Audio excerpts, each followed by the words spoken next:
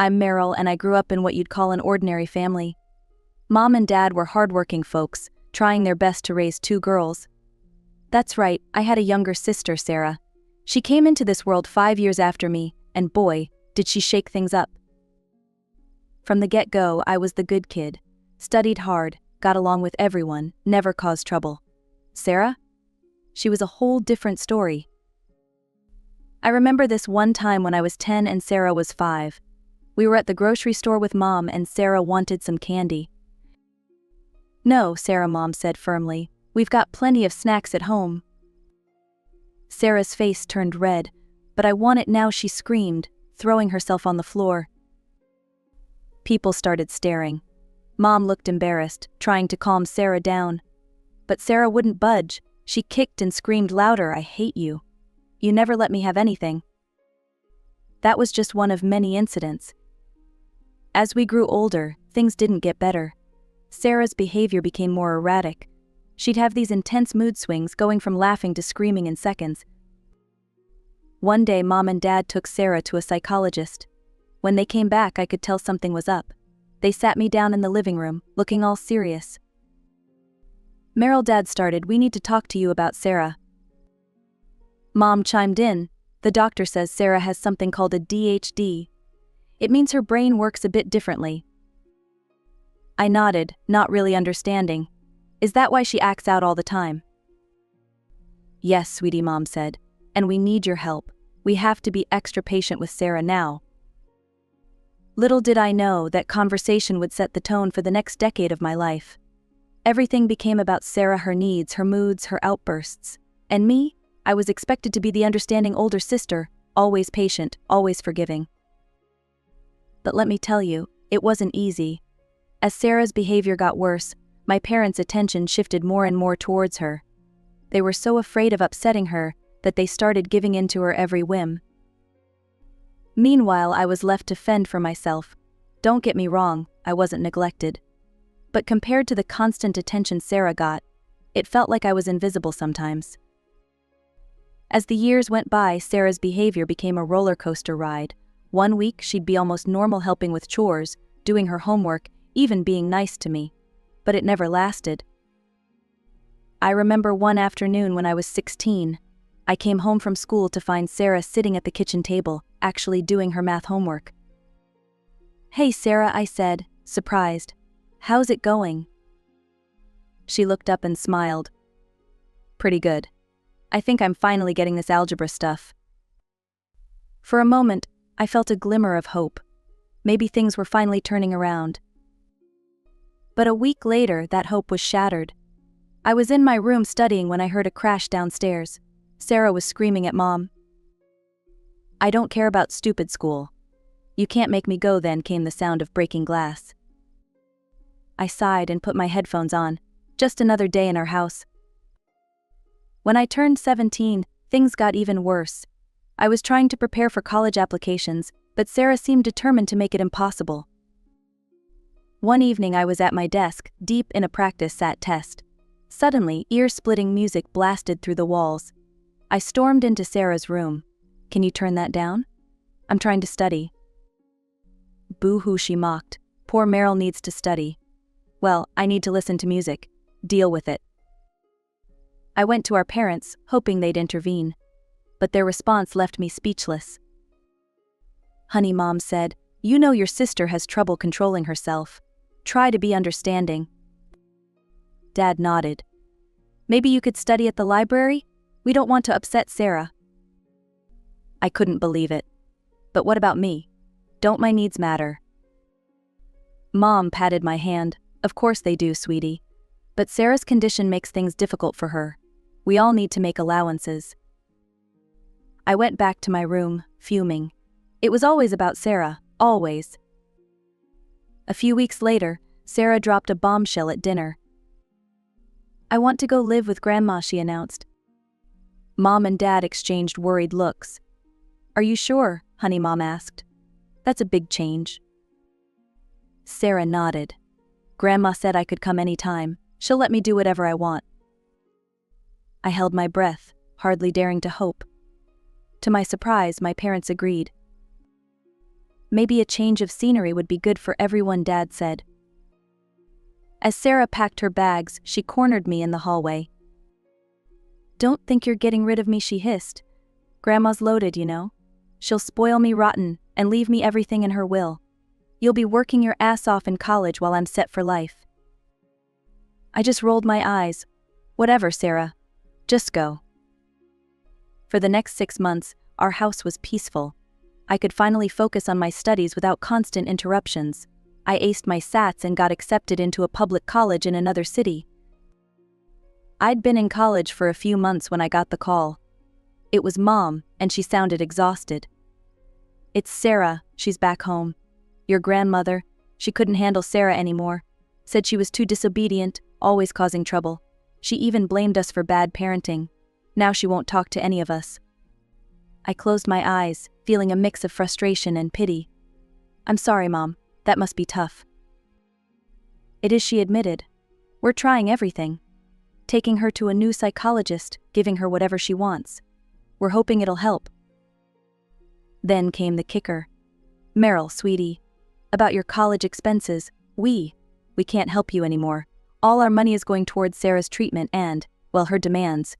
You'll need to support yourself from now on." After we hung up, I just sat there trying to process it all. Once again, Sarah had managed to upend my life without even being present. But I wasn't about to let this derail me. I found a part-time job at a local diner and called my grandmother. "Of course I'll help you," dear Grandma said when I explained the situation.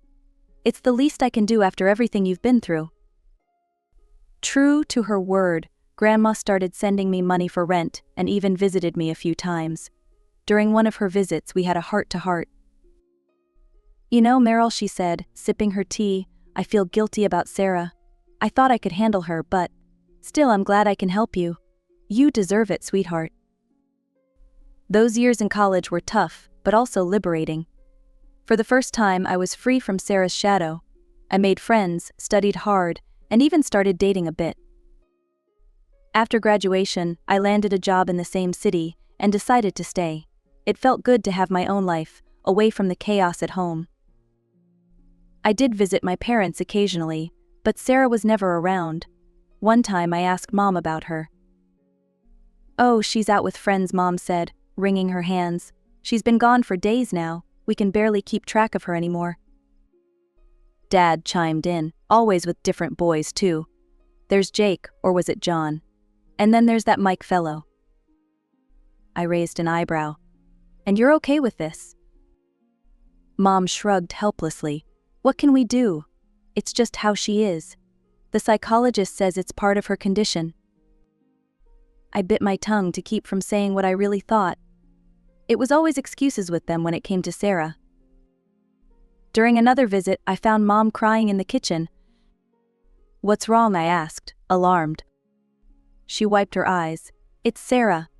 She's been gone for 2 weeks this time. We don't know where she is or who she's with." I felt a pang of worry, despite everything. "Have you called the police?" Dad shook his head. "We did once before. She came back on her own and was furious with us for reporting her missing. Said we were trying to control her life." I left that day feeling frustrated and sad. It was clear that nothing had changed. Sarah was still the center of their world, no matter how badly she behaved. As I drove back to my apartment, I couldn't help but feel grateful for the life I'd built for myself. It wasn't perfect, but it was mine. Time flies when you're building your own life. Before I knew it, 3 years had passed since I'd graduated college. I was settling into my career, making new friends, and finally feeling like I had some stability. Then came the phone call that threw me for a loop. "Meryl? It's Mom. You'll never guess what's happened. Sarah's getting married." I nearly dropped the phone. "Married? Sarah?" Mom's voice was brimming with excitement. "Yes, can you believe it? She just told us. The wedding's in 2 months. You'll come, won't you?" Still in shock, I agreed. The day of the wedding arrived, and I flew back home. As I helped Sarah get ready, she dropped another bombshell. "Mom and Dad are paying for our honeymoon," she said smugly. 2 weeks in Bali. First class all the way. I bit my tongue. Of course they were. That's nice of them, I managed. Sarah smirked. Well, they owe me. After all the crap I've been through. I wanted to point out that most of that crap was of her own making, but I held back. It was her wedding day, after all. When I finally met Sarah's fiancé, Mark, I was taken aback. He was nothing like I'd imagined. Tall, handsome, and at least 10 years older than Sarah, he exuded an air of calm confidence. It's great to finally meet you, Meryl, he said, shaking my hand. Sarah's told me so much about you. I raised an eyebrow at Sarah, wondering what exactly she'd told him. To my surprise, the wedding went off without a hitch. Sarah looked radiant, and for once, she seemed genuinely happy. As I watched them exchange vows, I felt a glimmer of hope. Maybe this really would be the turning point for her. At the reception, Mom cornered me by the punch bowl. Isn't this wonderful, Meryl, she gushed. Sarah's really landed on her feet. Mark's so successful, and he clearly adores her. I nodded, sipping my drink. It's great, Mom. I'm happy for her. Then came the kicker. You know, sweetie, maybe it's time you started thinking about settling down too. You're not getting any younger. I nearly choked on my punch. Mom, I'm only 26. She patted my arm. I know, dear. But look at Sarah. She's really got it all figured out now. As I flew back to my city the next day, I couldn't shake a nagging feeling. Despite everything, I genuinely hoped Sarah had found happiness. But a small part of me wondered how long it would last. Life went on. I threw myself into work, trying not to dwell on my family's dynamics. Then, about a year after Sarah's wedding, something unexpected happened. I met someone. His name was Tom, and we hit it off immediately. He was kind, funny, and actually listened when I talked. For the first time, I felt like I'd found someone who saw me for who I really was. 2 years flew by in a whirlwind of dates, laughter, and deepening love. Then, on a crisp autumn evening, Tom got down on one knee and asked me to marry him. As I said yes, tears of joy streaming down my face, I felt like my life was finally falling into place. Planning my wedding to Tom was like a dream. For once, I was the center of attention, and it felt amazing. I was determined to make it perfect, a day that was all about us and our love. Of course, I invited my family. Despite everything, they were still my parents, and Sarah was still my sister. I hoped that maybe, just maybe, this happy occasion would bring us all together. When Sarah showed up at the venue, she was alone. I felt a knot form in my stomach. Where's Mark? I asked, trying to keep my tone light. Sarah shrugged. Couldn't make it. Is everything okay? I pressed. It's fine, she snapped. Can we drop it? I backed off, not wanting to start an argument on my wedding day. But later, I overheard Mom and Dad talking in hushed tones. I'm worried about Sarah and Mark, Mom was saying. They're fighting all the time now. But it's not her fault, she's just high-spirited. Mark needs to be more understanding. I walked away, shaking my head. Some things never change. The ceremony was beautiful, everything I'd dreamed of. Tom's eyes shone with love as we said our vows, and for a while I forgot all about the family drama. But at the reception, Sarah made sure she couldn't be ignored. She got drunk, loudly flirted with Tom's friends, and even tried to give a speech that quickly devolved into a rant about how unfair her life had been. I gritted my teeth and plastered on a smile, determined not to let her ruin my day. Tom, bless him, stuck by my side, squeezing my hand supportively. As Sarah was dragged off the dance floor by our embarrassed parents, I made a silent vow to myself. This was the last time I'd let her drama overshadow my life. For a while, it seemed like I might actually keep that vow. Tom and I settled into married life, and I heard little from my family beyond the occasional phone call. Then, almost exactly a year after our wedding, my phone rang. It was Mom, and she was crying. Meryl, it's Sarah. Mark left her. Between sobs, Mom explained. Mark had found out about Sarah's multiple affairs and filed for divorce. She was devastated, they said. Acting out worse than ever. We don't know what to do, Mom wailed. The psychologist says she needs a change of scenery, some time away to heal. I knew what was coming before she said it. Honey, we were hoping. Could Sarah stay with you for a while? Remember how we sent her to your grandmother's so you could study for your exams? We need your help now. I closed my eyes, feeling the familiar weight of family obligations settling on my shoulders. Let me talk to Tom, I said finally. After I hung up, I sat Tom down and explained the situation. He listened patiently, his brow furrowed with concern, but finally agreed. Sarah arrived on a Tuesday, looking like a shadow of her former self. Her eyes were puffy from crying, and she barely spoke above a whisper. For the first time in years, I felt a genuine pang of sympathy for my little sister. Come on, I said gently, leading her to the guest room. Let's get you settled in. Tom was amazing those first few days. He cooked Sarah's favorite meals, engaged her in light conversation, and even took a day off work to help us go shopping for some new clothes to cheer her up. But as the saying goes, no good deed goes unpunished. About a week into Sarah's stay, I started noticing changes. Small things at first, a lingering look here, an accidental brush against Tom there. I tried to brush it off as my imagination running wild. Then one day I came home from work to find Sarah parading around the living room in what could barely be called underwear. Tom was sitting on the couch, looking incredibly uncomfortable. Sarah, I exclaimed. What are you doing? She turned, feigning innocence. Oh, hi Meryl, I was just about to take a shower. It's so hot today, isn't it, Tom? Tom mumbled something incoherent and practically ran from the room. That night, I confronted Sarah. Look, I know you're going through a tough time, but you need to respect our home and our marriage. She rolled her eyes. God, Meryl, don't be such a prude. I was just trying to cool off. I didn't buy it for a second, but I let it go. Big mistake. Over the next few days, Sarah's behavior became more and more brazen. She'd accidentally walk in on Tom in the bathroom, or bend over suggestively when he was around. I was at my wit's end. Then came the day that broke the camel's back.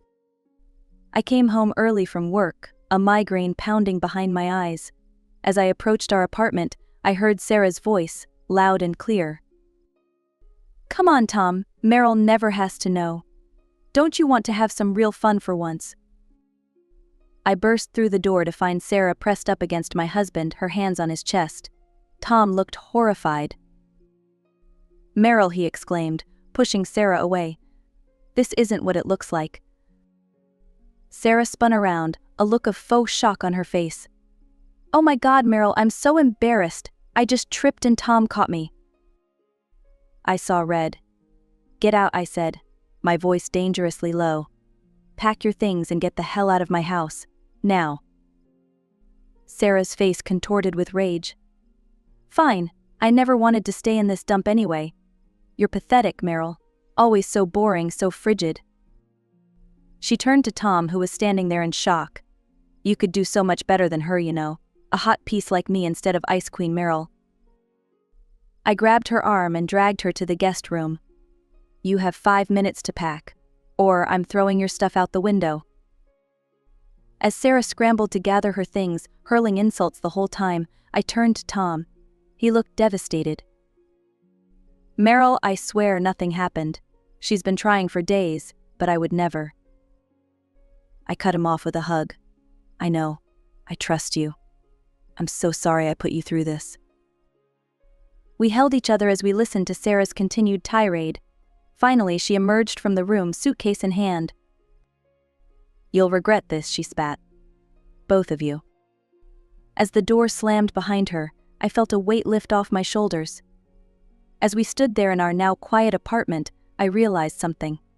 The family I'd spent my whole life trying to please, trying to fix, they weren't my real family anymore.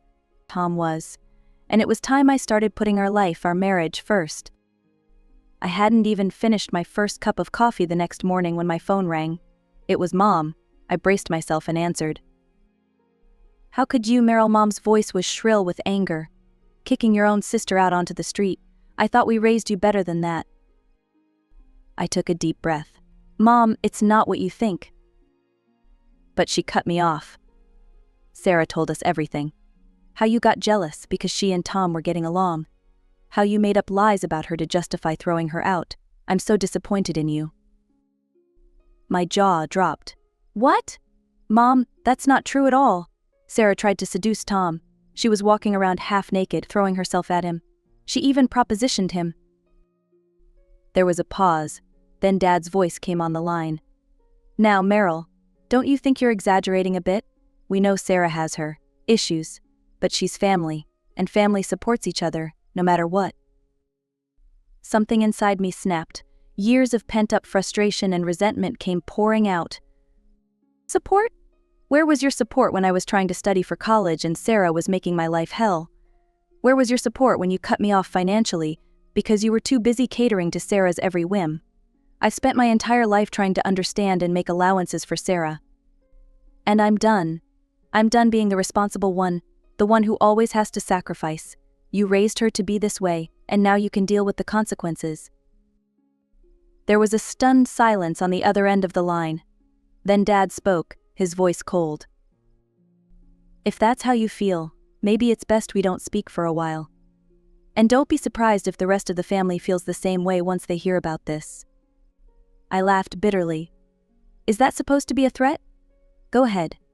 Tell them whatever version of the story makes you feel better about your parenting failures. I hung up. True to my parents' word, the calls started coming in. Aunts, uncles, cousins, all of them expressing their shock and disappointment in my cruel treatment of Sarah. How could you abandon your sister in her time of need? My Aunt Linda scolded. I always knew you were jealous of Sarah, but this is a new low. Cousin Mike messaged me. I tried explaining the truth to the first few, but it quickly became clear that their minds were made up. Sarah and my parents had spun a tale of my jealousy and cruelty, and the family had lapped it up. The final straw came when I logged onto Facebook. There, in black and white, was a post from Sarah. Heartbroken. My own sister threw me out when I needed her most. I guess blood isn't always thicker than water. Family drama betrayed. The comments were a cesspool of family members and old acquaintances expressing their sympathy for Sarah and their disgust with me. My finger hovered over the keyboard. I could respond, tell my side of the story. But what was the point? They'd already made up their minds. With a heavy heart, I began blocking numbers and unfriending relatives on social media. It hurt, cutting ties with people I'd known my whole life. But as I looked over at Tom, who had stayed by my side through all of this, I knew I was making the right choice. In the weeks that followed the fallout with my family, I felt like I was walking through a fog. The pain of being ostracized by my own relatives was raw and ever-present. But amidst the darkness, there was one beacon of light: my grandmother. Meryl, dear, she said during one of our weekly phone calls, I want you to know that I believe you. I know Sarah, and I know you. You did the right thing. Tears welled up in my eyes. Thanks, Grandma. You don't know how much that means to me. She chuckled softly. Oh, I think I do. Now tell me about your week. How's that wonderful husband of yours? And just like that, life went on. Tom and I settled into a peaceful routine, free from the drama that had plagued us for so long. We traveled, pursued our careers, and even started talking about starting a family of our own. Months passed, then a year. I heard snippets about my family through the grapevine. Sarah had moved back in with our parents, apparently unable to support herself after the divorce. But I pushed those thoughts aside, focusing on my own life. Then, on a quiet Sunday afternoon, my phone rang. It was a number I hadn't seen in over a year: my parents. Against my better judgment, I answered. Hello. Meryl, it was my mother, her voice choked with tears. Meryl, we need your help. A familiar weight settled in my stomach. What's wrong? Between sobs, she explained. Sarah had spiraled out of control. She was bringing strange men home, throwing wild parties, and had even physically threatened our parents when they tried to intervene. She kicked us out. Meryl, Dad's voice came on the line. We're staying at a motel. We don't know what to do. Can you come talk to her? Maybe she'll listen to you? I closed my eyes, feeling a mix of emotions wash over me: anger, pity, frustration, but mostly I felt nothing. "No," I said quietly. "I can't." "But Meryl," Mom started. I cut her off. "No, Mom, I'm done. I've spent my entire life cleaning up Sarah's messes, making excuses for her behavior, and when I finally stood up for myself, you all turned your backs on me. This is your problem now. You raised her, you enabled her. Now you have to deal with the consequences." Before they could respond, I hung up. Then, with a sense of finality, I blocked their numbers. Tom found me on the couch a little while later, staring into space. "Everything okay?" he asked, concern in his voice. I looked up at him and smiled. Really smiled. "You know what? It is. For the first time in my life, I think everything is actually okay." As we sat there, I felt a sense of peace wash over me. Yes, I had lost the family I was born into. But I had gained so much more. I had Tom, my rock and my partner. I had my grandmother who loved me unconditionally. And most importantly, I had myself stronger and more self-assured than ever before. The next day, I called my grandmother. "Hey, Grandma, how would you like to come visit for a while?